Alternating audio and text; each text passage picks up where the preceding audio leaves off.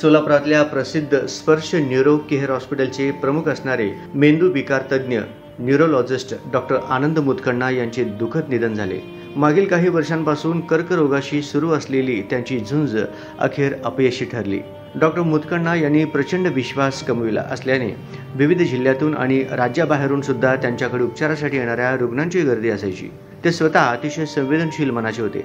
2016 साली दुष्काळ पडला असताना शेतकऱ्यांच्या मदतीसाठी त्यांनी घेतलेला पुढाकार अविस्मरणीय असाच आहे।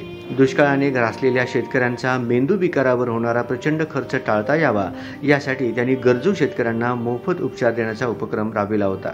डॉक्टर मुतखण्णा यांचे मूळ गाव मुरुम असल्याने आज सकाळी 9 वाजेपर्यंत त्यांचे पार्थिव सोलापुरातील स्पर्श हॉस्पिटल येथे अंत्यदर्शनासाठी ठेवण्यात येणार असून दुपारी 2 वाजता मुरुम येथे त्यांच्या पार्थिवावर अंतिम संस्कार करण्यात येणार असल्याचे समजते।